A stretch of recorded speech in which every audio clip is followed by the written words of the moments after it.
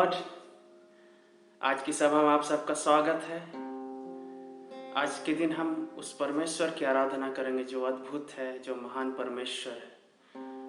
हम उसका धन्यवाद करेंगे, हम उसकी तारीफ करेंगे क्योंकि वो सच्चा परमेश्वर है। आइए हम गीत के माध्यम उसकी आराधना करें, हम उसकी तारीफ करें, हम उसका धन्यवाद करें। अनुग्रह अनुग्रह अनुग्रह परमेश्वर का अनुग्रह अनुग्रह अनुग्रह अनुग्रह परमेश्वर का अनुग्रह पापों से बचाता है, नव जीवन देता है, पापों से बचाता है, नव जीवन देता है। अनुग्रह अनुग्रह अनुग्रह परमेश्वर का अनुग्रह अनुग्रह अनुग्रह अनुग्रह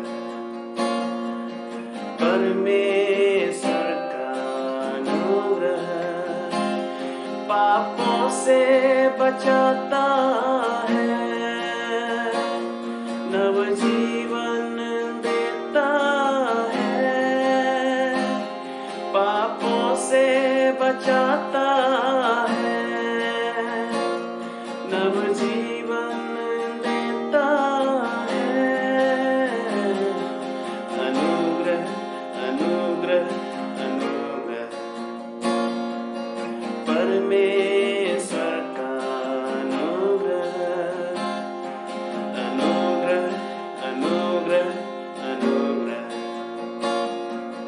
परमेश्वर का अनुग्रह।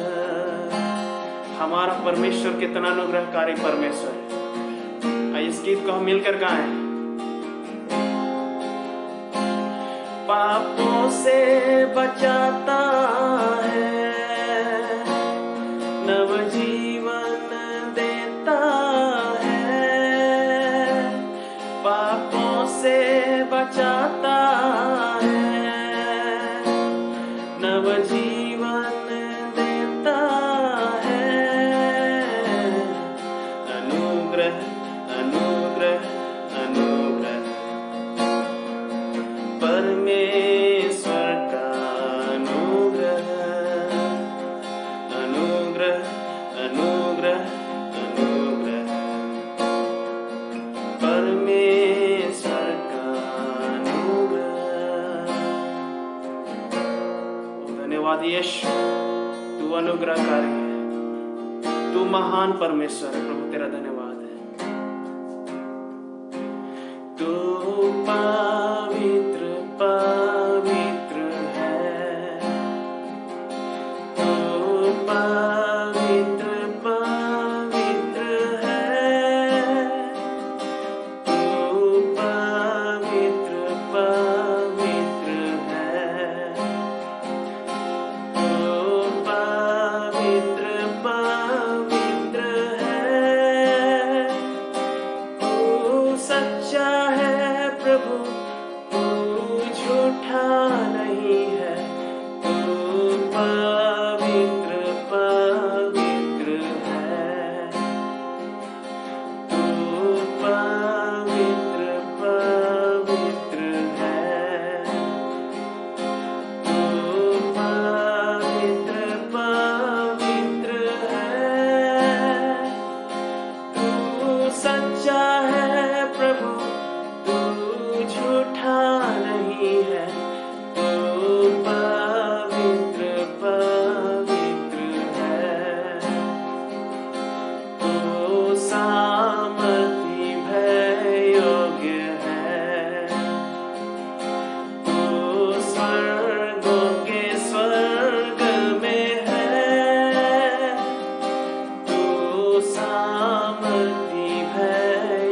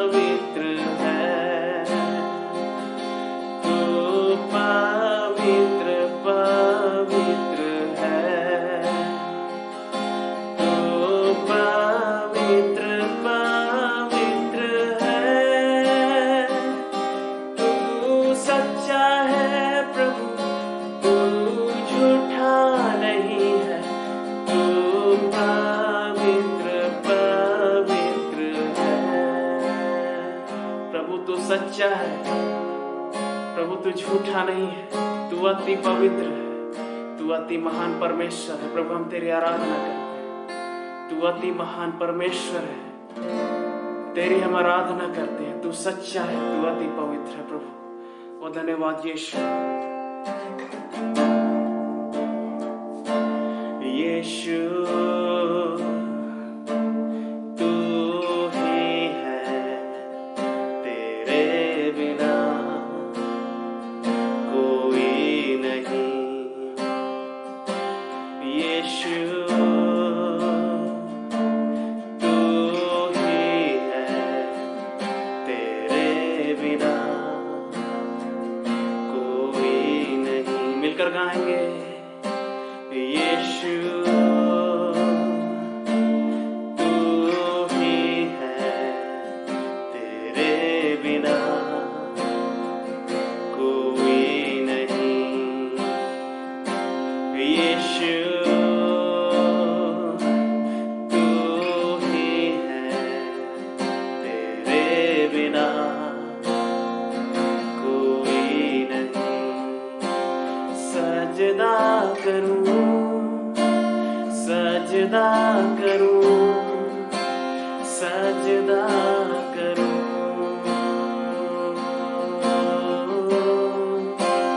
सजदा करूं, सजदा करूं, सजदा करूं।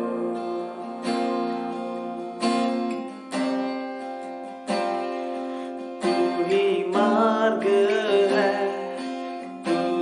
सत्य है, तू ही जीवन है मेरे प्रभु। तू ही मार्ग है, तू ही सत्य है, तू ही जीवन है मेरे प्रभु।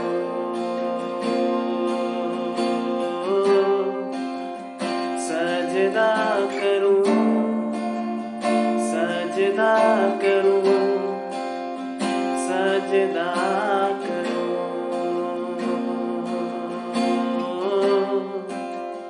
सजदा करूं, सजदा करूं, सजदा करूं। प्रभु हम तेरा धन्यवाद करते हैं आज के दिन के लिए। हम आपको महिमा देते हैं प्रभु। हम आपको बहुत धन्यवाद करके प्रभु तू सच्चा परमेश्वर है, तू जीवित परमेश्वर है। प्रभु हम तेरी बड़ाई करते हैं प्रभु। ये समय को हम आपके हाथ में सौंपते हैं, यीशु के नाम में मांगते हैं। Praise the Lord. परमेश्वर के वचन को सीखने के लिए एक बार फिर से आप सभी का स्वागत है। इससे पहले कि हम आगे बढ़े, आइए हम प्रार्थना करें। प्रेमी पिता, हम आपका धन्यवाद करते हैं क्योंकि आपका अनुग्रह हम पर हुआ है और आपने बड़ी करुणा से हमें अपने करीब बुलाया है, जिससे कि हम आपके नाम को महिमा दे सकें और आपके वचन को सीख सकें, ताकि इस धरती पर हमारे द्वारा आपकी इच्छा पूरी होने पाए और हमारे जीवन में भी आपकी इच्छा पूरी होने पाए। पिता, हम धन्यवाद करते हैं प्रभु यीशु मसीह के काम के लिए जो उसने क्रूस पर हमारे लिए किया, ताकि उस काम में होकर हम तृप्त किए जाएं, हम भरपूर किए जाएं, आपके महिमा के योग्य हो। यीशु मसीह के नाम में आमीन। मसीह यीशु में मेरे प्यारे भाइयों बहनों,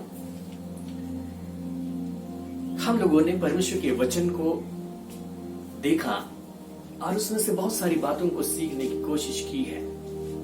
जो हमारे पिछले अध्ययन थे उनमें हम लोगों ने कई ऐसी बातों को देखा है जो हमारे आत्मिक समझ के लिए बहुत महत्व रखती है, और उनमें से कुछ शब्द ऐसे हैं जो हमें अच्छी तरीके से समझने चाहिए, क्योंकि यदि हम उन्हें अच्छी तरीके से समझेंगे तो हम उसका लाभ अपने जीवन में ले पाएंगे, और यदि हम नहीं समझ पाएंगे कोई बातें वैसी ही रह जाएंगी, हम कभी उनका इस्तेमाल नहीं कर पाएंगे।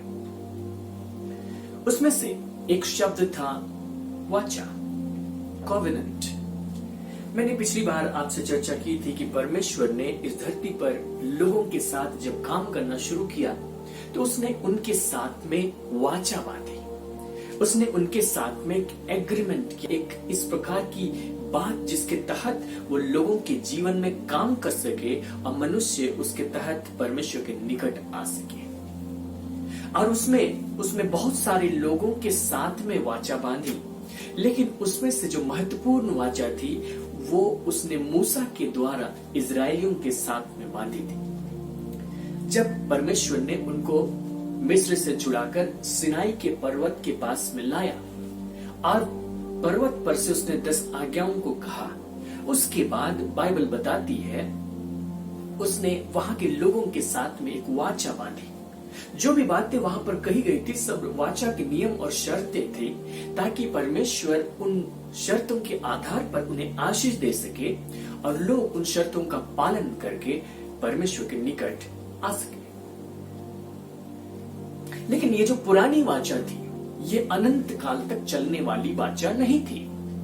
ये पुरानी वाचा यीशु मसीह के आगमन तक के लिए दी गई थी, क्योंकि जो पुरानी वाचा थी उसका आधार था व्यवस्था जो परमेश्वर ने उन इजरायलियों को मानने के लिए दी थी।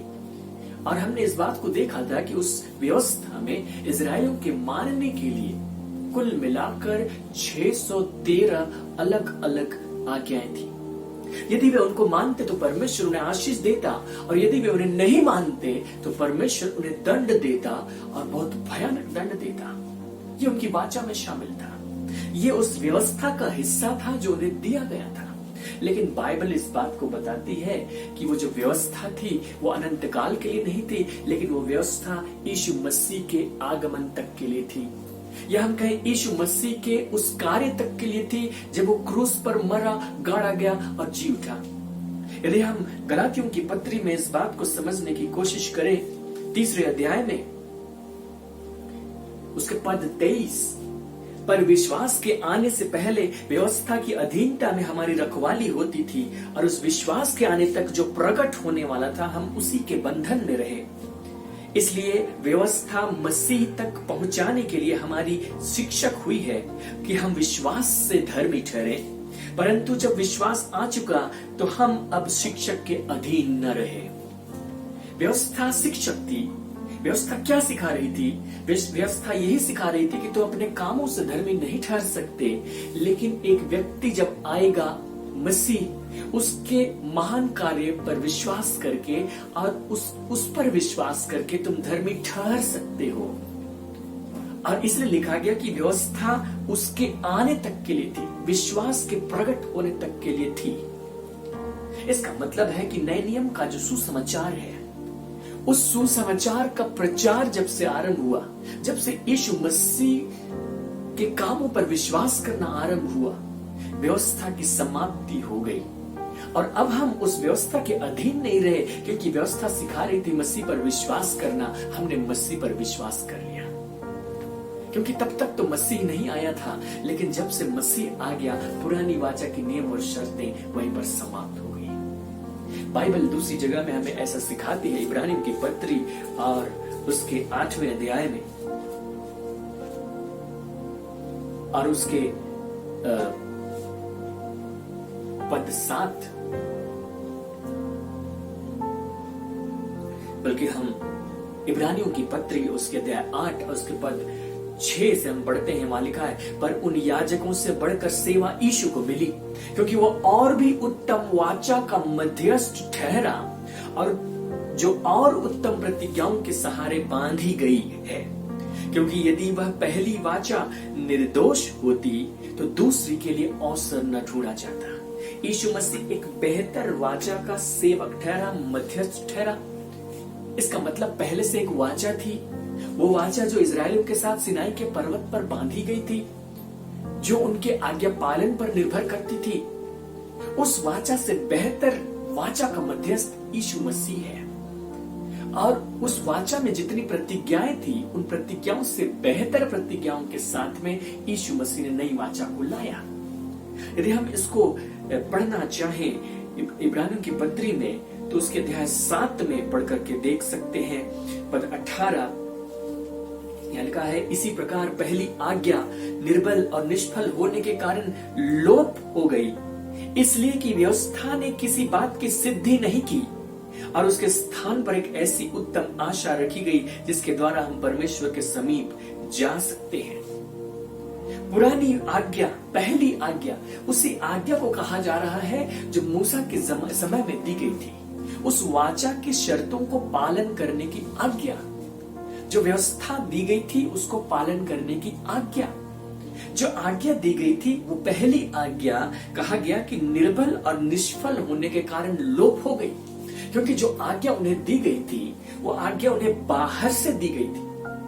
आज्ञा के तहत उनको बाहर से कहा जा रहा था कि तुम इन कामों को करो और इन कामों को मत करो, लेकिन उनके अंदर में पाप था, उनके अंदर में बुराई थी। जो कुछ उनके मन में उत्पन्न होता था वह निरंतर बुरा ही होता था, जिसका नतीजा था कि बाहर से जब परमेश्वर की आज्ञाएं उन तक आती थी वे उनको कभी मान नहीं पाते थे, वे उसके अनुसार कभी कर नहीं पाते थे। इसलिए आज्ञा चाहे जैसी भी थी, आज्ञा अपने आप में अच्छी थी, लेकिन वो निर्बल थी, निष्फल थी, क्योंकि वह लोगों के जीवन में उस प्रकार के फल को उत्पन्न नहीं कर पाई। लोगों को आज्ञा पालन करवाने में, परमेश्वर की अधीनता में रखने में सफल नहीं हो पाई। और इसीलिए कहा गया कि व्यवस्था ने किसी बात की सिद्धि नहीं की। व्यवस्था जब आई उसने बस बताया कि क्या सही है, क्या गलत है, क्या करना चाहिए, क्या नहीं करना चाहिए, लेकिन व्यवस्था ने लोगों को किसी प्रकार की सहायता नहीं दी। और जब व्यवस्था ने किसी प्रकार की सहायता नहीं दी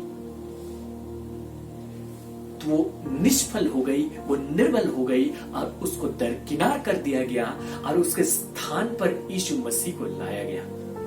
ऐसा नहीं था कि परमेश्वर उस व्यवस्था के द्वारा एक्सपेरिमेंट कर रहा था कि मैं बिना यीशु को भेजे इनके साथ ऐसा कर सकता हूं कि नहीं। हमने पहले ही वीडियो में देखा था कि परमेश्वर ने व्यवस्था को एक विशेष मकसद से रखा था, ताकि इस बात को साबित किया जा सके कि कोई भी व्यक्ति परमेश्वर के पास अपने आप से नहीं आ सकता, अपने कामों के आधार पर नहीं आ सकता।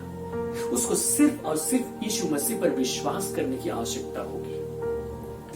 यही बताने के लिए व्यवस्था दी गई और व्यवस्था ने अपने काम को ठीक तरीके से किया, हालांकि वो लोगों को धर्मी बनाने में सफल नहीं हो पाई। इसलिए उसके स्थान पर एक दूसरी वाचा रखी गई। हम जो नए नियम के लोग हैं, हम पुराने नियम की वाचा वाले लोग नहीं हैं। पुराने नियम की वाचा सिर्फ इजरायलियों के साथ बांधी गई थी जो सिनाई के पहाड़ के इर्द गिर्द थे, और जितने उनके वंशज हुआ करते थे वे सारे लोग उस वाचा की अधीनता में शामिल हो जाते थे। शारीरिक रूप से हम कोई इजरायली नहीं है, और इसलिए हम परमेश्वर की उस वाचा, पुरानी वाचा जो सिनाई के पहाड़ के पास बांधी गई थी, उस वाचा से हम ताल्लुक नहीं रखते। उस वाचा में शामिल होने के लिए हमें तो कोई प्रावधान भी नहीं दिया गया। अन्य जातियों को कोई प्रावधान नहीं था कि उस वाचा में शामिल होने के लिए वे क्या करेंगे, उनके लिए कोई प्रावधान नहीं था। लेकिन परमेश्वर ने समय के साथ इस बात को प्रकट करना शुरू किया कि जो वाचा उसने इजरायलियों के साथ बांधी है वो वाचा निरंतर बनी नहीं रहेगी, लेकिन उसके स्थान पर एक नई वाचा आएगी जो पहली वाचा से बेहतर होगी, पहली वाचा से आशीषमय होगी। वो निष्फल नहीं होगी, वो निर्बल नहीं होगी। जब इजरायलियों की गुलामी का वक्त था, जब इजरायली परमेश्वर की आज्ञा को तोड़ रहे थे और एक अंतिम भविष्यवक्ता उनको भेजा गया था जो उनको परमेश्वर की ओर से बातें कहता था, जो उनको चेतावनी कहता था, जो उनको सुधारने की कोशिश करता था ताकि वे उस दंड से बच जाएं। लेकिन लोग अपने पाप और बुराई में पड़े रहे। परमेश्वर की जो आज्ञाएं आती थी उन आज्ञाओं को उन्होंने कभी भी ढंग से नहीं माना। तो परमेश्वर ने उस भविष्यवक्ता पर प्रकट करना शुरू किया कि ये जो वाचा है इसके स्थान पर मैं एक दूसरी वाचा लेकर आ रहा हूं। वो भविष्यवक्ता था यिर्मयाह। उसने अपनी पुस्तक की 31वें अध्याय में लिखा है और उसके पद 31 लिखा है, फिर यहोवा की यह भी वाणी है, सुन ऐसे दिन आने वाले हैं जब मैं इजराइल और यहूदा के घरानों से नई वाचा बांधूंगा। ऐसे दिन आने वाले हैं जिसमें मैं उनके साथ नई वाचा बांधूंगा। अगर वो वाचा नहीं होगी इसका मतलब जो पहली वाचा है वो पुरानी हो जाएगी। अगर वो वाचा नहीं होगी इसका मतलब है कि पुरानी वाचा को रद्द कर दिया जाएगा, पुरानी वाचा को मिटा दिया जाएगा, पुरानी वाचा को समाप्त कर दिया जाएगा। और अगर परमेश्वर नई वाचा ला रहा है इसका मतलब है कि पहली वाचा से बेहतर होगी। और हमने क्या पढ़ा? हमने पढ़ा यीशु मसीह उसी नई वाचा का मध्यस्थ है और यीशु मसीह और भी बेहतर प्रतिज्ञाओं के साथ, और भी बेहतर प्रावधानों के साथ नई वाचा को लेकर आया हमारे लिए। जिसके तहत उसने हमारे जीवन में ऐसे काम किए हैं जो पुरानी वाचा कभी नहीं कर सकी। अलबत्ता जो पुरानी वाचा थी वो निष्फल और निर्बल होने के कारण मिट गई। अगर हम इब्रानियों की पत्री में देखें अध्याय 8 और उसके पद 13, या लिखता है, नई वाचा की स्थापना से उसने प्रथम वाचा को पुरानी ठहरा दिया, और जो वस्तु पुरानी और जीर्ण हो जाती है उसका मिट जाना अनिवार्य है। नई वाचा स्थापित हुई यीशु मसीह के लहू बहाने के साथ। यीशु मसीह ने अपने मरने से पहले अपने चेलों के साथ मिलकर एक अंतिम फसह की भोज खाई थी। उसमें उसने एक कटोरे में दाखरस लिया और उसने अपने शिष्यों को पीने के लिए दिया, और उसने कहा कि लो पियो, यह मेरा लहू है जो बहुतों के पापों की क्षमा के लिए बहाया जाता है। लेकिन उसने कहा यह नई वाचा का लहू है। उसने नई वाचा स्थापित की अपने लहू बहाने के द्वारा, और जब नई वाचा स्थापित की गई तो पुरानी वाचा जीर्ण हो गई, उसका मिट जाना अनिवार्य था। पुरानी वाचा चली गई, नई वाचा चली आई। यीशु मसीह ने पुरानी वाचा को अलविदा कह दिया और नई वाचा को स्थापित कर दिया। लेकिन हमने इस बात को देखा कि पुरानी वाचा में कुछ निर्बलताएं थी, कुछ निष्फलताएं थी। अगर वो बातें निर्बलता और निष्फलता की थी तो इसका मतलब है नई वाचा में परमेश्वर ने उन सारी बातों का प्रावधान किया है। और उन्हीं में से एक बात को मैं आज आपके सामने रखना चाहता हूं। पुरानी वाचा के तहत उनको एक निर्देश दिया गया था, वो सारे निर्देश जो उनको व्यवस्था के तहत दिए गए थे, और परमेश्वर सिनाई के पहाड़ में लोगों से बातचीत कर रहा था, और उसने मूसा से पूरे डिटेल में वहां के लोगों के लिए जो वाचा दी गई थी उसको बताया, और उसने उनको कहा कि यदि तुम इनको मानोगे तो मेरी तरफ से ये बातें तुम्हारे लिए आएंगी। उसको हम पढ़ते हैं निर्गमन की पुस्तक में, और उसके अध्याय 19 और उसके पद 5 और 6। परमेश्वर 10 आज्ञाओं को बोलने से पहले इजरायलियों से बातचीत करना चाहता है मूसा के द्वारा, और मूसा से उसने कहा और मूसा ने इजरायलियों से कहा। और जब मूसा कह चुका उसके बाद परमेश्वर ने कहना शुरू किया। तो जो भी बातें इसके बाद कही जाने वाली थी उन सारी बातों के पहले परमेश्वर इस बात को मूसा के द्वारा इजरायलियों से कहना चाहता है। इसका अर्थ है कि अब इसके बाद जो कुछ मैं तुमसे कहूंगा वो यदि तुम मानो तो तुम्हारे लिए क्या होगा वो मैं तुम्हें पहले बता देता हूं। और उसने क्या कहा, इसलिए अब यदि तुम निश्चय मेरी मानोगे और मेरी वाचा का पालन करोगे तो सब लोगों में से तुम ही मेरा निज धन ठहरोगे। समस्त पृथ्वी तो मेरी है और तुम मेरी दृष्टि में याजकों का राज्य और पवित्र जाति ठहरोगे। जो बातें तुझे इस्राएलियों से कहनी है वे यही है। उसने कहा यदि तुम मेरी मानो। उसने अभी तक इजरायलियों को कुछ खास आज्ञाएं नहीं दी है। अभी उसने 10 आज्ञाओं को भी प्रकट नहीं किया है। अभी 613 आज्ञाएं बाकी हैं लिस्ट में। लेकिन उसने पहले ही कह दिया कि मैं कहने वाला हूं, लेकिन यदि तुम इनको मानो तो तुम मेरा निज धन ठहरोगे, तुम मेरे पवित्र लोग कहलाओगे। समस्त पृथ्वी के लोगों के बीच में तुम मेरा निज धन होगे, तुम मेरे पवित्र लोग होगे। इसका मतलब पवित्र लोगों का समुदाय बनने के लिए उनके सामने शर्तों को रख दिया गया था कि यदि वे उन शर्तों को मान सके जो परमेश्वर की आज्ञाओं में है तो वे परमेश्वर का निज धन ठहरेंगे और परमेश्वर के पवित्र प्रजा या पवित्र लोग बन जाएंगे, कहला सकेंगे। और यदि हम इजरायलियों के पूरे इतिहास में देखें तो हम पाएंगे कि कभी भी इजरायली इस ढंग से जी नहीं पाए कि परमेश्वर गर्व से कह सके कि तुम ही मेरी प्रजा हो, तुम ही मेरे लोग हो, तुम मेरे पवित्र प्रजा हो, ये कह सके। लेकिन परमेश्वर ये सब कुछ कर रहा था ताकि हमें दिखा सके कि पुरानी वाचा निर्बल है, ताकि हमें दिखा सके कि मनुष्य अपने प्रयास से चाहे जो कुछ कर ले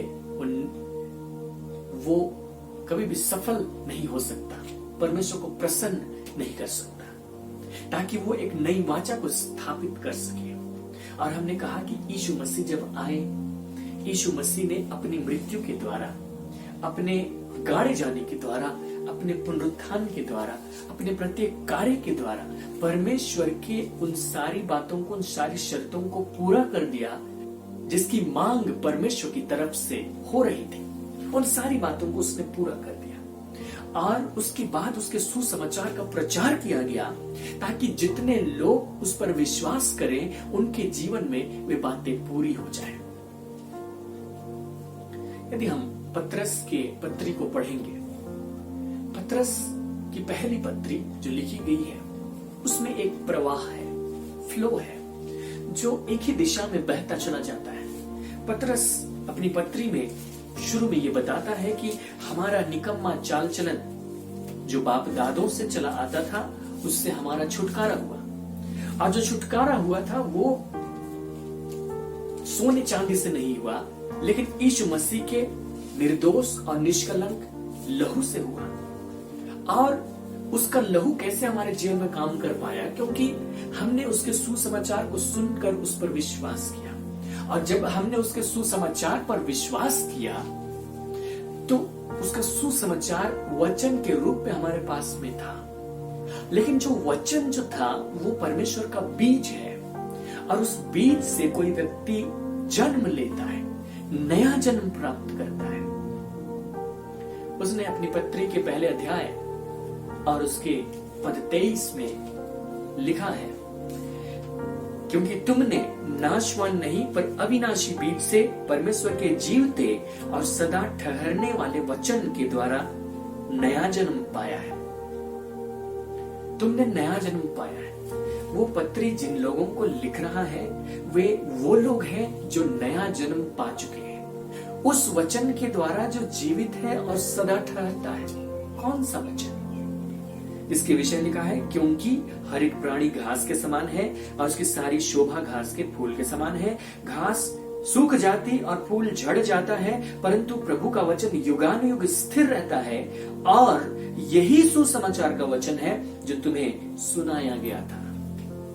जो सुसमाचार का वचन है वही जीवित वचन है, वही अविनाशी वचन है, जिसके द्वारा एक व्यक्ति नया जन्म प्राप्त करता है। और जिन लोगों को वो चिट्ठी लिख रहा है ये वे लोग हैं जिनको सुसमाचार सुनाया जा चुका है, जिन लोगों ने उस सुसमाचार पर विश्वास कर लिया है और उस वचन को ग्रहण कर लिया है जो उनको दिया गया था, जिसके कारण उनका नया जन्म हो चुका है। अब इसलिए कि उनका नया जन्म हो चुका है, वे उस निकम्मे चाल चलन से छूट गए जो बाप दादों से चला आता था, और इसके लिए यीशु मसीह के लहू ने अपना काम किया। फिर उन्हीं नए जन्मे हुए लोगों को वो संबोधित करके कहता है कि नए जन्मे हुए बच्चों के समान निर्मल आत्मिक दूध की लालसा करो। और उन्हीं नए जन्मे हुए लोगों को संबोधित करके वो आगे कई बातें कहता है, जिसमें से एक पद मैं आप पढ़ना चाहता हूं। पहला पतरस और उसके दूसरे अध्याय और उसके पद 9, यहाँ लिखा है, पर तुम एक चुना हुआ वंश और राज पदधारी याजकों का समाज और पवित्र लोग और परमेश्वर की निज प्रजा हो।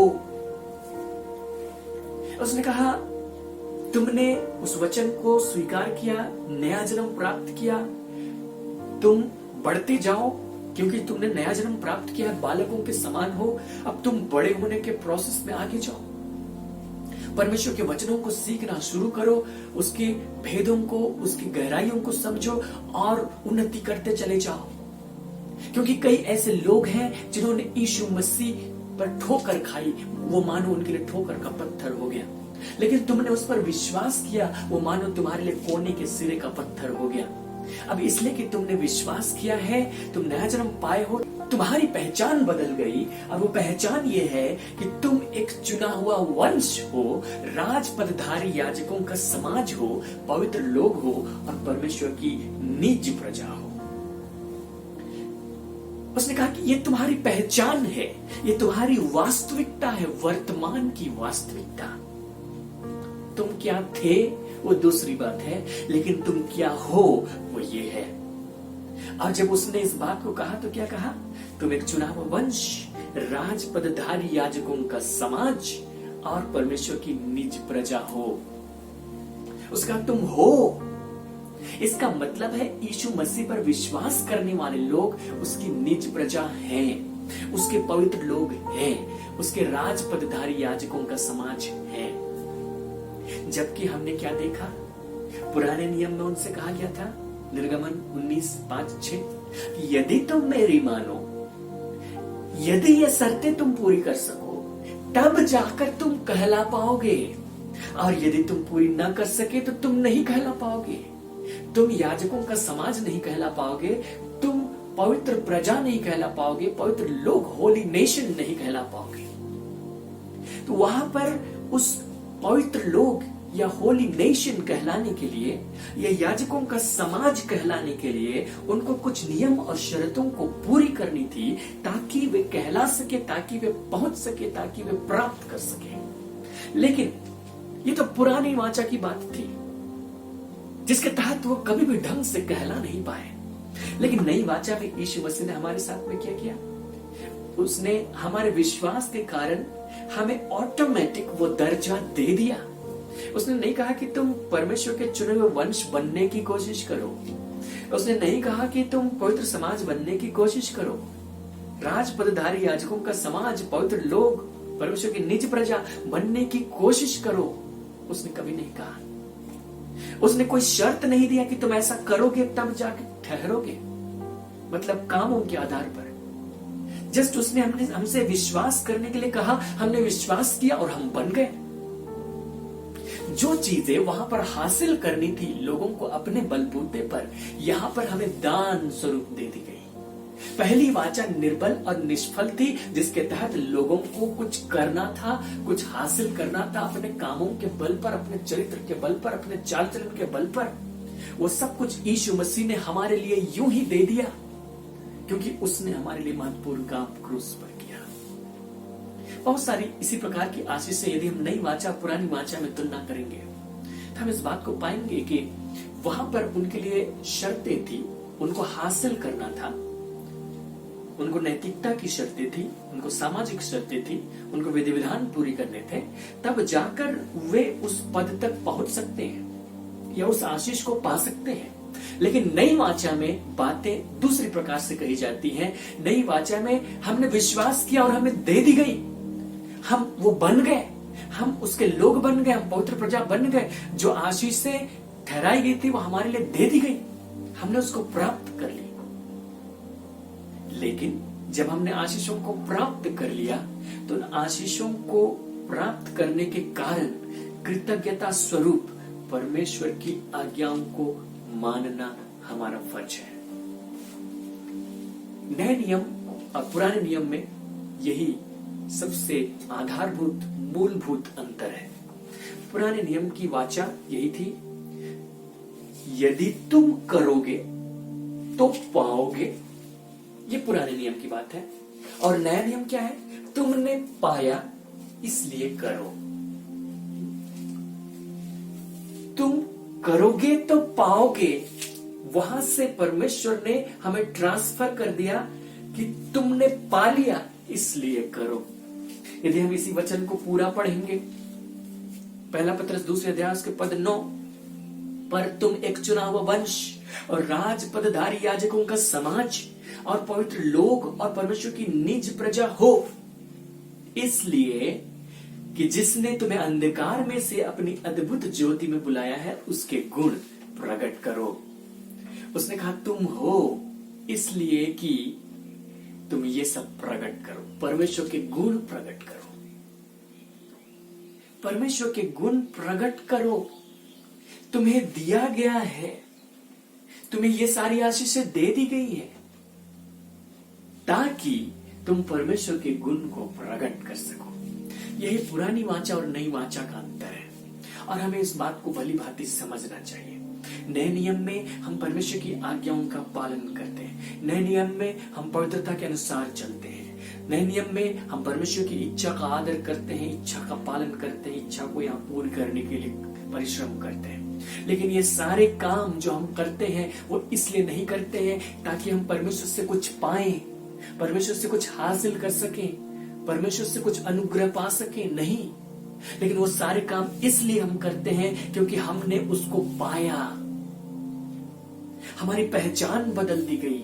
पहले हम पुरानी सृष्टि थे, अब हम नई सृष्टि बन गए। मैंने जब इस बात को समझा था तो मैंने इस बात को पाया कि ये बहुत ही महत्वपूर्ण है कि एक मसीही विश्वासी इस बात को समझे कि मसीह में उसकी पहचान क्या है, मसीह में विश्वास करने से पहले वो क्या था और मसीह में विश्वास करने के बाद उसके पास क्या है, अब वो क्या बन गया है।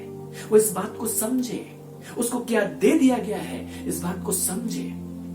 क्योंकि यदि वो इस बात को नहीं समझेगा कि उसे क्या दिया गया है, उसे कौन सी आशीषें दी गई है, कौन सी आत्मिक बातें उपहार स्वरूप दी गई है, तो वो उन बातों को खोजने के लिए अपने समय, अपना परिश्रम लगाता चला जाएगा और उसका समय व्यर्थ हो जाएगा। क्योंकि जो बातें आपके पास हैं, यदि आप उन्हीं को ढूंढते रहें, उन्हीं को पाने की कोशिश करें, तो ये कैसी बेतुकी सी हरकत होगी। यदि यीशु मसीह के जो विश्वासी लोग हैं इस बात को न समझे कि मसीह ने उन्हें क्या दिया है और सोचे कि मसीह ने हमें नहीं दिया है, हमें प्राप्त करना है, तो ये ऐसी हरकत होगी कि जिस चीज या जिस जगह पर हम खड़े हैं उसी जगह पर आने की हम कोशिश कर रहे हैं। परमेश्वर की आशीषों की जगह पर खड़े हैं, परमेश्वर के समुदाय में खड़े हैं, परमेश्वर के पवित्र लोग कहला रहे हैं, परमेश्वर के याजकों के समाज कहला रहे हैं, लेकिन क्योंकि अज्ञानता है, हम अपने आप में सोच रहे हैं कि हम है नहीं और वो बनने की कोशिश कर रहे हैं। दरअसल परमेश्वर ने सारी बातों को उल्टा पुल्टा कर दिया। पुराने नियम की जो समझ थी उसको पुराने नियम के साथ में छोड़ दीजिए। पुराना नियम हमें यीशु मसीह पर विश्वास करना सिखा रहा था। व्यवस्था मसीह पर विश्वास करने के लिए हमारी शिक्षक हुई थी। अब हम उस व्यवस्था के अधीन नहीं है, अब हम उस पुरानी वाचा के अधीन नहीं है, हम नई वाचा के अधीन है। नई वाचा के तहत हम बदल गए, हमें कुछ बना दिया गया, हमें कुछ दे दिया गया। परमेश्वर चाहता है कि हम उसको ढूंढे, उसको जाने, उसको समझे और उसको काम में लाए। हमें उन चीजों को हासिल करने के लिए जाना नहीं है, लेकिन जो चीजें हमें दी गई हैं उन सारी चीजों को लेकर हमें इस्तेमाल करना है। यदि हम नहीं जानेंगे कि उसने हमें क्या दिया है तो हम कभी भी उनका इस्तेमाल नहीं कर पाएंगे। ये एक राजा और उसके राज्य की घटना के समान है, जिसमें एक राजा था और उसका एक राज्य था, और वो राजा बहुत अच्छा था और इसलिए वो अपनी प्रजा की बहुत अच्छी देखभाल किया करता था। वो अपनी प्रजा के सुख दुख में और उसकी सारी जरूरतों को पूरी करने के लिए हमेशा तत्पर रहता था। और उसके प्रजा के जितने लोग थे, उसके राज्य में रहने वाले सारे नागरिक सब उस राजा से बहुत प्रसन्न थे और उसकी बड़ाई करते थे और उसकी महिमा करते थे। और जो लोग उस राजा के राज्य के बाहर में रहते थे वे लोग उस राजा की कीर्ति सुनते थे और उस राज्य में जो खुशहाली की बातें थी उन बातों की चर्चा सुना करते थे। और क्योंकि उनके पास वैसी आशीषें नहीं थी, भरपूरी नहीं थी, वे चाहते थे कि किसी प्रकार हम उस राज्य के सदस्य हो जाए। उन्हीं में से एक व्यक्ति था जो भिखारी था, जो पड़ोसी राज्य में रहा करता था। और उसने उस राजा की कीर्ति को सुना और उसने इस बात को सुना कि वहां की प्रजा कितनी खुशहाल है। तो उसने अपने मन में एक इच्छा को पाला कि काश कि मैं किसी तरह उस राज्य में एक सदस्य हो जाऊं, क्योंकि यदि मैं उस राज्य में एक सदस्य बन जाऊं, यदि मैं उस राज्य का नागरिक बन जाऊं, तो मेरे सारे दुख दर्द दूर हो जाएंगे और मुझे वहां खुशहाली का जीवन व्यतीत करना होगा। एक दिन राजा को उस भिखारी के बारे में पता चला कि वो पड़ोसी राज्य से है, लेकिन यहाँ की खुशहाली का समाचार उसने सुना है और वो चाहता है कि वो यहाँ का नागरिक हो जाए। तो उसने अपने सैनिकों को भेजा और उसने उस भिखारी को पकड़कर अपने राजमहल में बुला लिया। और जब उसने उसको राजमहल में बुला लिया तो उसको अपने राज दरबार का हिस्सा बना दिया और उसने उसको एक पद दे दिया, एक स्थान दे दिया कि तुम यहाँ पर अपना रहो, तुम इस राज दरबार से रहकर मेरे साथ में राज्य करो। लेकिन इसलिए कि वो भिखारी बाहर से आया था, इसलिए कि उसने जिंदगी भर केवल भीख मांगी थी। उसकी आदत नहीं थी कि वो राज्य कर सके। उसकी आदत यही थी कि वो भीख मांगे। उसकी आदत यही थी कि वो फटे पुराने कपड़े पहने। उसकी आदत यही थी कि वो गंदगी में रहे, उसके शरीर से बदबू आए, वो न नहाए ताकि लोग उसको भीख दे सके। यही उसकी आदत थी। तो राजमहल में रहने के बावजूद उसकी ये आदत बनी रही। और वो सोचता था कि मैं तो चाहता हूं कि मुझे इस राज्य में एक नागरिक बना दिया जाए ताकि मैं खुशहाली से रह सकूं। लेकिन एक दिन जब राजा ने उसकी स्थिति को देखा तो उसने उस भिखारी व्यक्ति को, जिसको राज दरबार में पद दिया गया था, उसको शिक्षक के पास में भेजा ताकि शिक्षक उसको सिखा सके कि उसकी वास्तविक स्थिति क्या है। और तब शिक्षक उसको सिखाने लगे कि वास्तव में तुम्हारे साथ क्या हुआ। तुम अब इस राज्य में घुसने की कोशिश मत करो, तुम अब इस राज्य के नागरिक बनने की कोशिश मत करो, क्योंकि तुम वो हो, बल्कि तुम राज दरबार के सदस्य हो।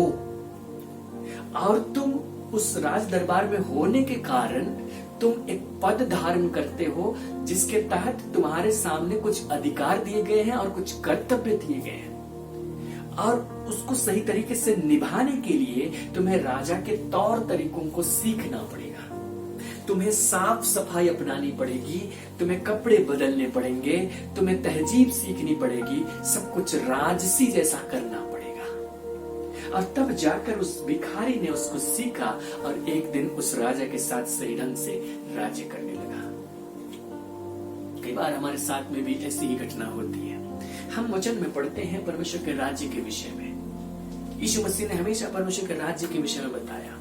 और उसके राज्य में, क्योंकि उसका राज्य है तो आशीष है, भरपूरी है, बेहतरी है, सब कुछ हम सुनते हैं।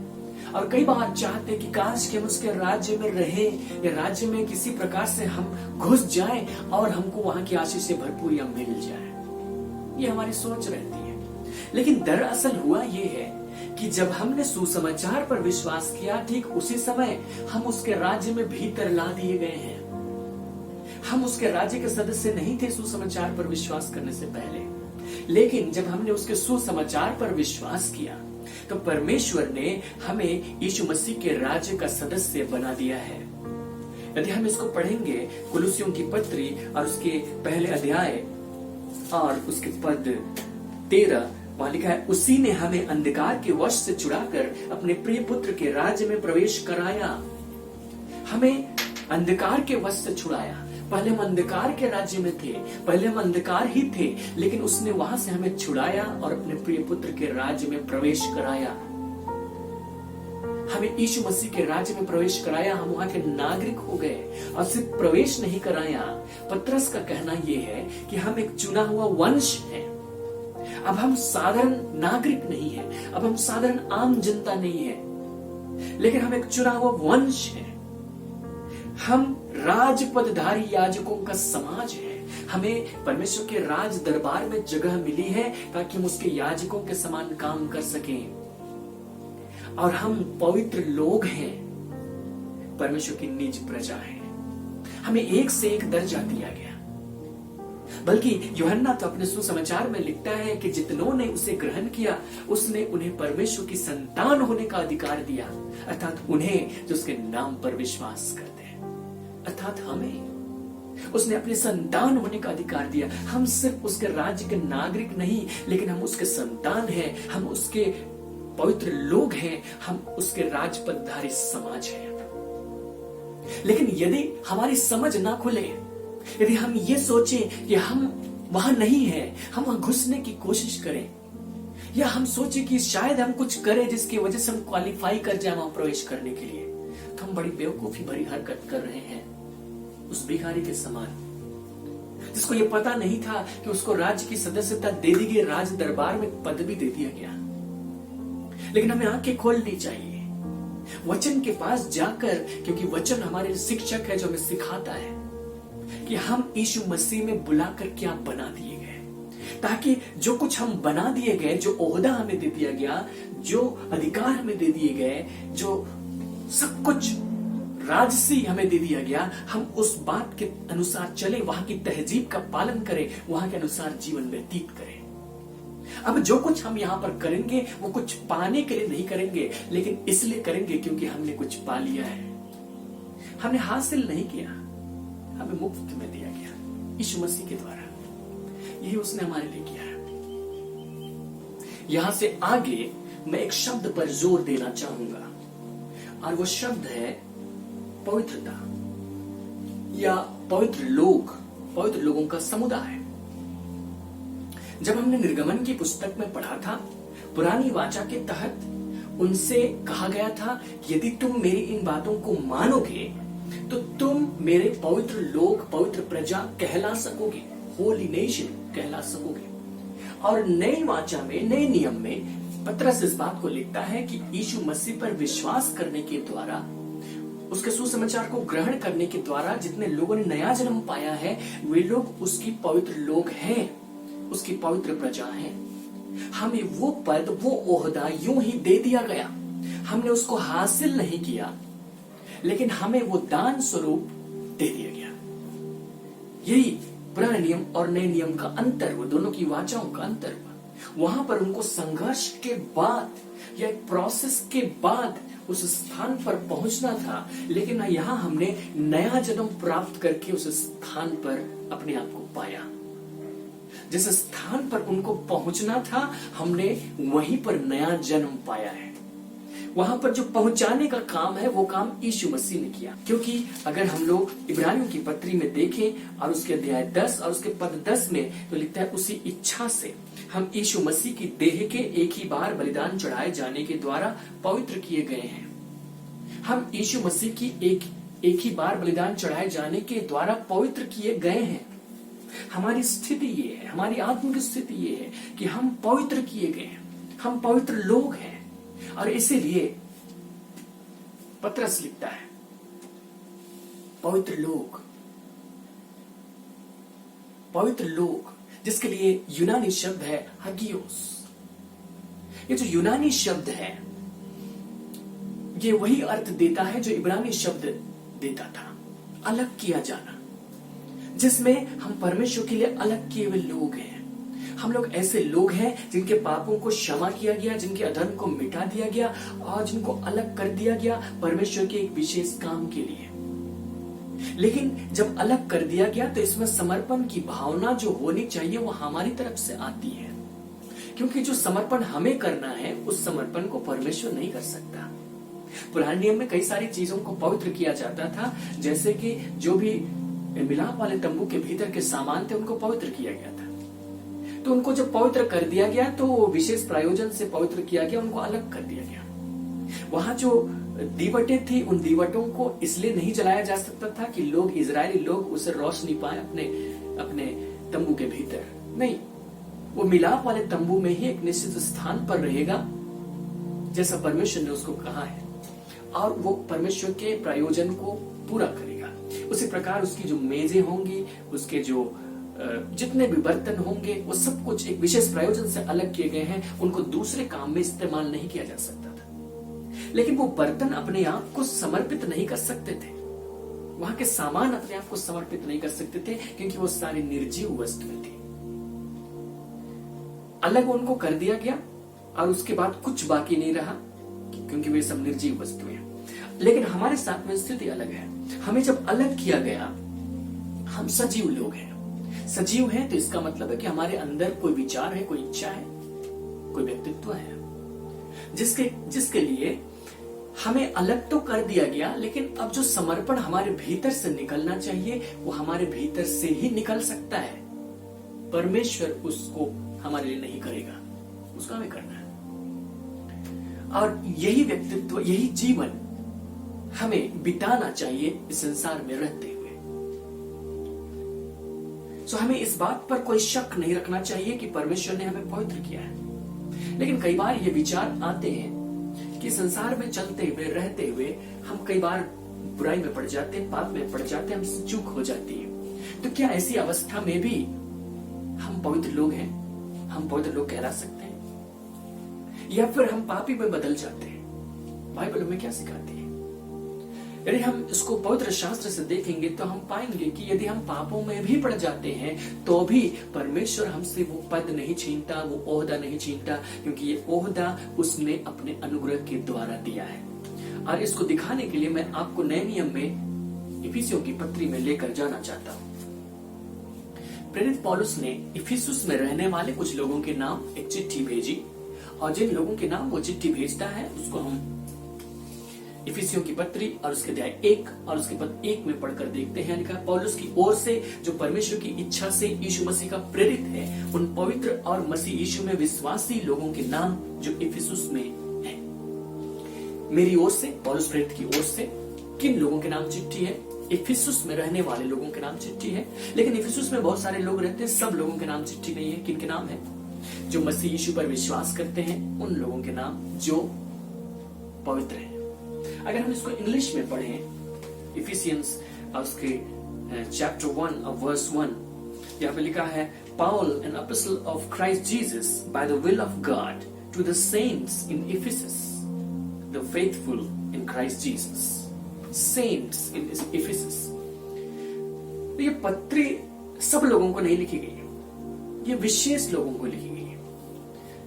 ये संतों के नाम लिखी गई है, टू द सेंट्स, पवित्र लोगों के नाम लिखे गए हैं, यीशु मसीह पर विश्वास करने वाले पवित्र लोगों के नाम।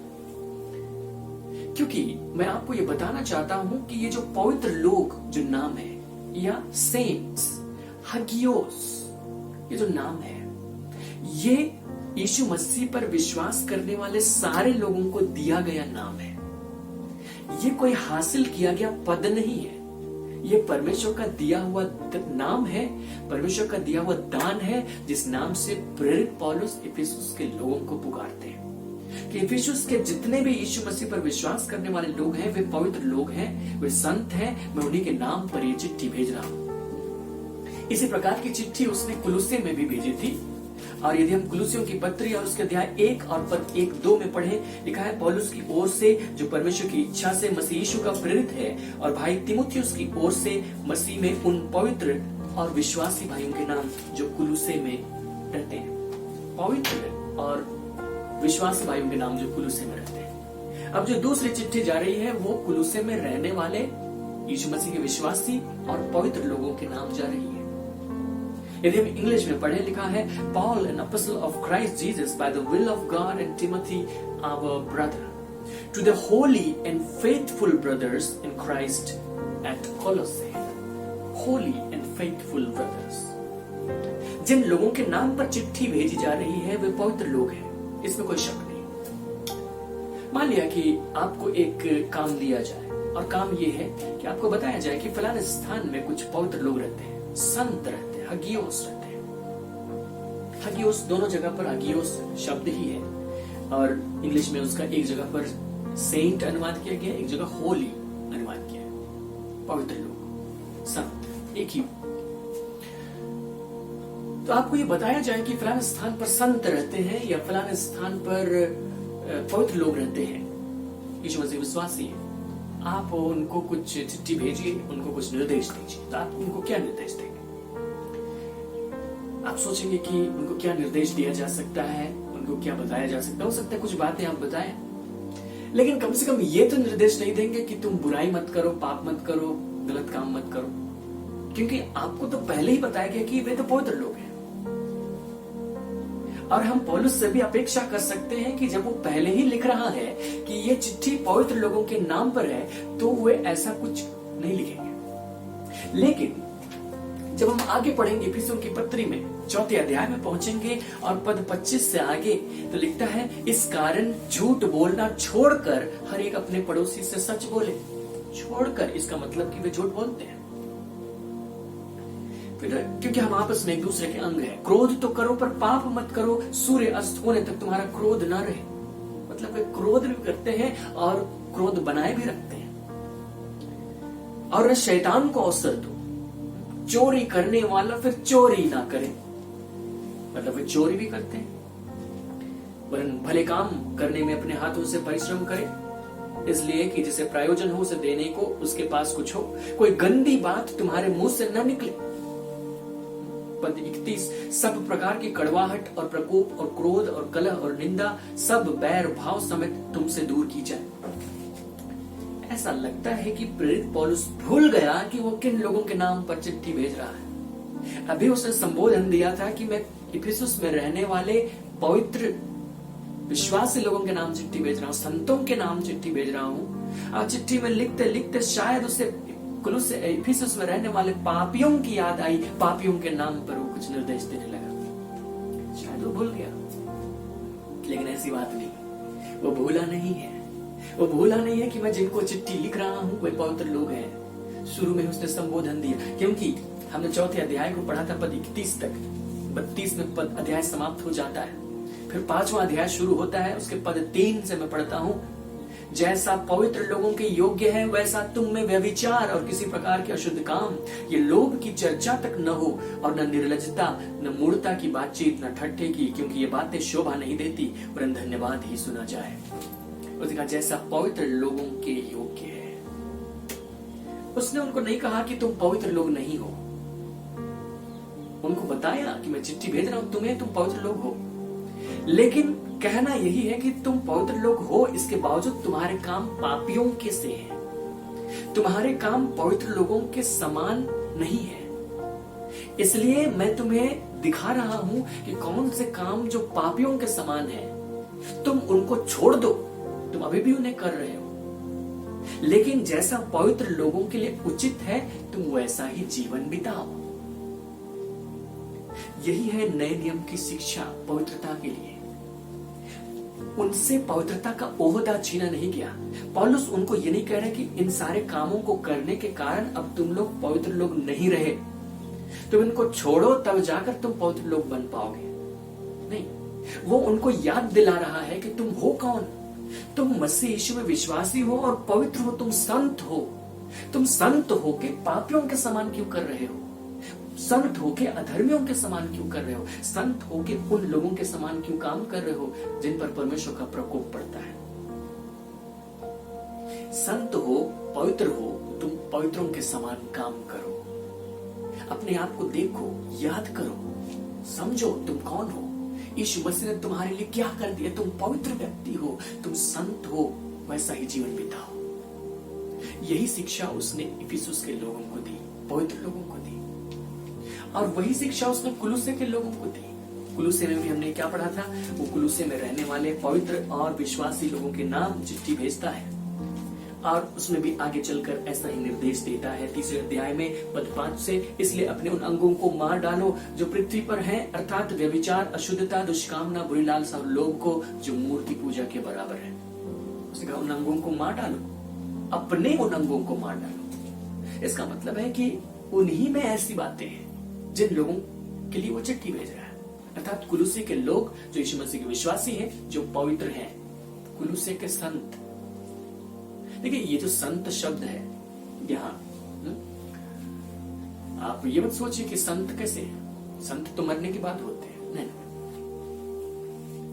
किसी कलीसिया में मरने के बाद उनको संत का दर्जा दिया जाता है, लेकिन बाइबल हमें जीते जी संत का दर्जा देती है। यदि आप रोमन कैथोलिक अनुवाद देखेंगे, हिंदी अनुवाद, इसमें कुलुस्सियों के नाम जो पत्री है उसका पहला अध्याय 1-2, इफिसियों के नाम पहला अध्याय 1 आप पढ़ेंगे तो वहां जो पवित्र लोग हैं शब्द उसके लिए लिखा है संतों के नाम। कुलुस्से में रहने वाले यीशु मसीह के विश्वासी और संतों के नाम, इफिसुस में रहने वाले यीशु मसीह के विश्वासी और संतों के नाम, इंग्लिश में भी सेंट्स लिखा है। ये जिंदा संत है, लेकिन ये ऐसे संत हैं, ऐसे पवित्र लोग हैं जो अपने संत होने के पद को स्मरण नहीं रख के वे पापियों के समान काम कर रहे हैं। इसलिए उनको लिखना पड़ रहा है कि अरे भाई तुम संत हो और तुम कैसा कैसा काम कर रहे हो, इसलिए तुम इन अंगों को मार डालो जो व्यभिचार, अशुद्धता, दुष्कामना, बुरी लालसा और लोभ के समान है। इन सारी बातों को दूर करो। और उनसे क्या कहा? पद 8, पर अब तुम भी इन सबको अर्थात क्रोध, रोष, वैरभाव, निंदा और मुंह से गालियां बकना, ये सब बातें छोड़ दो। छोड़ दो का मतलब क्या है? उनके बीच में बातें पाई जाती है, कुलुस्से में रहने वाले पवित्र लोगों में वो बातें पाई जाती है। लेकिन उनको कहा जा रहा है तुम छोड़ो। फिर एक दूसरे से झूठ मत बोलो। क्या प्रेरित पौलुस फिर भूल गया था कि कुलुसे में वो संतों के नाम पर चिट्ठी लिख रहा है और वो पापियों के नाम पर अब संबोधन दे रहा है?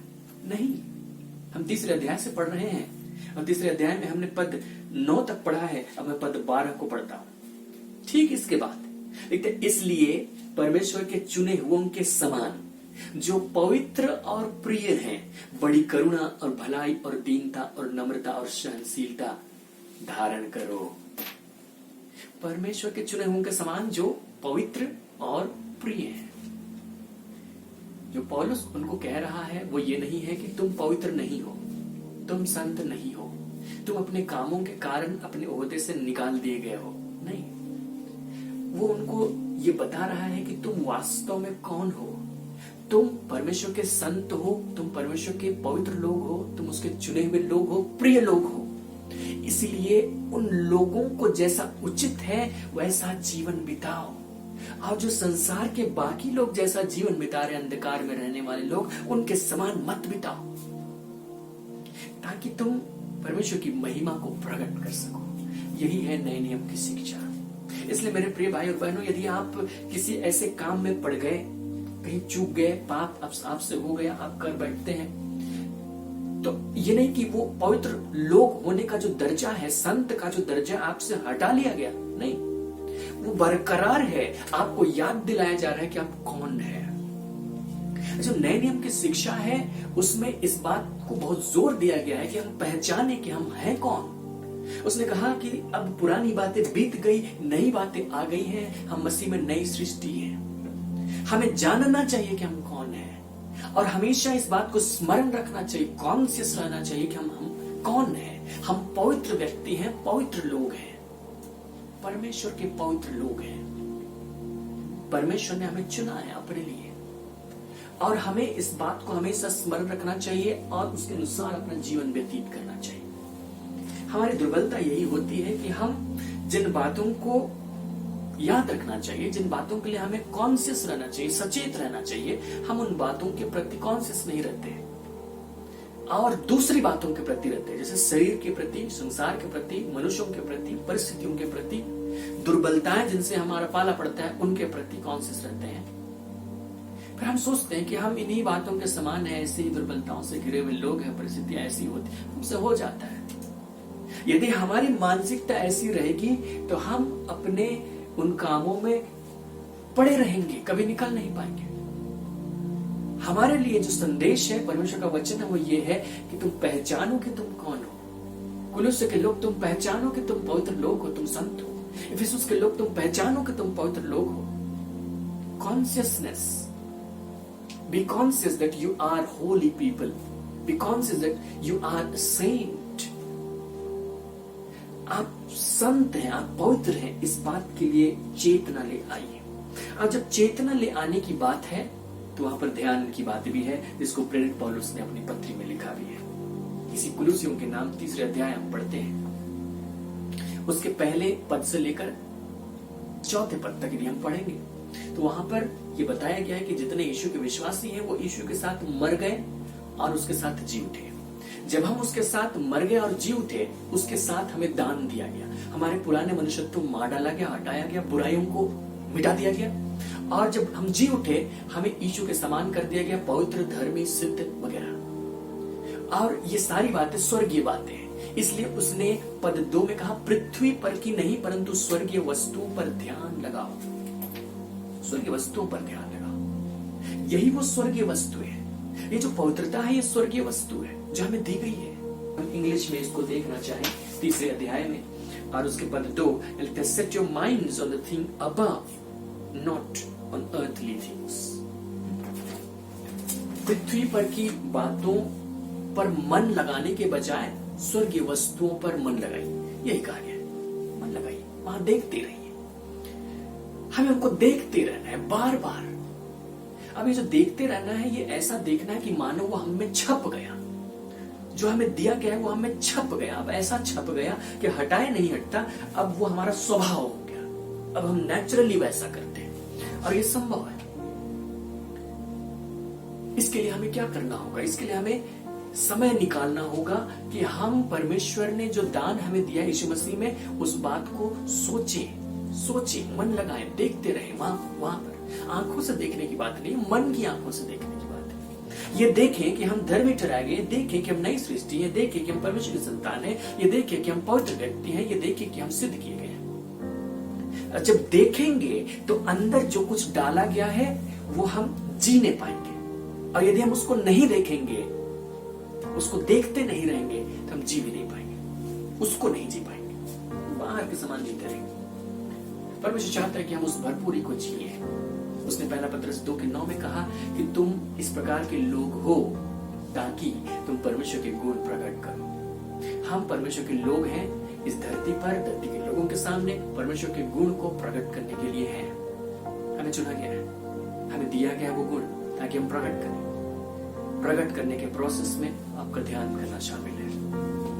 ये ध्यान करना ऐसा नहीं कि आप आंखें बंद करें, आलती पालती मारकर सांस ले सांस छोड़े, इस प्रकार के ध्यान करें। आपका मन परमेश्वर के उस वचन पर केंद्रित किया जाना चाहिए, इतना केंद्रित किया जाना चाहिए कि वो आपके व्यवहार का हिस्सा बन जाए।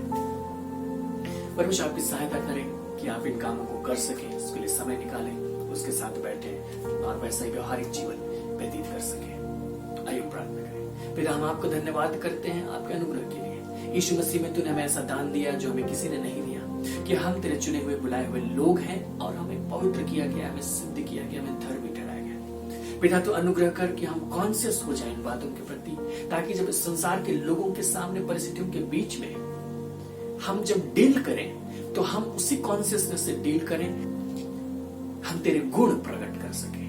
तो हमारी सहायता करना।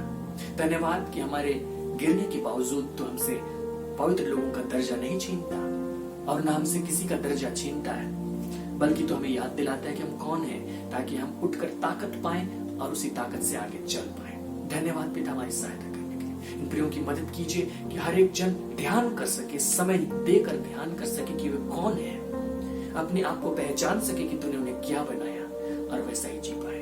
यीशु मसीह के नाम में आमीन। परमेश्वर के वचन में सहभागिता करने के लिए आपका धन्यवाद। आने वाले दिन में फिर से एक बार आपसे मुलाकात होगी। परमेश्वर आपको आशीष दे।